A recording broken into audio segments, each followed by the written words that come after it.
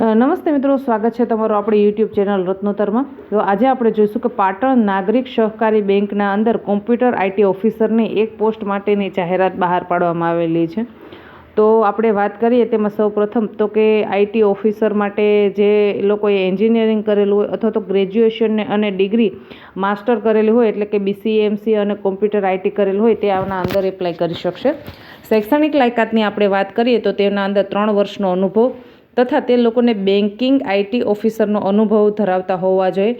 તેમના પાસે network management, infrastructure management, database management, firewall management, કોમ્પ્યુટરની વિવિધ ભાષા, cloud computing, cyber security, information system, core banking solution તથા રિઝર્વ બેંક ઓફ ઇન્ડિયાના નિયમન કામગીરીનો અનુભવ હોવો જોઈએ તથા આઈટી, IS અને SAQ EDP ઓડિટમાં પણ તે લોકોની નિપુણતા હોય તે લોકો આના અંદર અરજી કરી શકશે। હવે આઈટી ઓફિસરની નિમણૂક અને પગાર ધોરણ છે એ બેંકના ધારાધોરણ મુજબ તેમને ફિક્સ પગાર આપવામાં આવશે।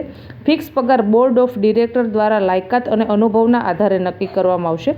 અરજદારે જાહેરાત પ્રસિદ્ધ થયાના 10 દિવસમાં અરજી સાથે લાયકાતના પ્રમાણપત્રો, અનુભવના પ્રમાણપત્રો અને હાલ જ્યાં તો નોકરી કરતા હોય તેના પગાર ધોરણ તથા પાસપોર્ટ સાઇઝના ફોટો લઈ અને જે એડ્રેસ આપેલું છે પાટણ નાગરિક બેંક સહકારી limited, head office city post ઓફિસની સામે, મેઇન બજાર, પાટણ, ત્યાં તેમને રૂબરૂ ઉપસ્થિત રહેવાનું રહેશે।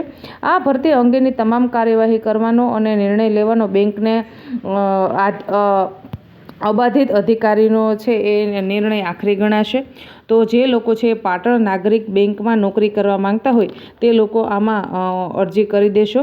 આશા રાખું છું તમને આ માહિતી પસંદ આવતી હશે અને જો માહિતી પસંદ આવતી હોય તો આપણી આ ચેનલને સબસ્ક્રાઈબ કરો, વિડીયોને છે વધુને વધુ લોકો સુધી શેર કરો જેથી કરી અને કોઈક જરૂરિયાતમંદ વ્યક્તિ સુધીમાં વિડીયો પહોંચે અને તેને એક રોજગારીની તક પૂરી પાડી શકાય।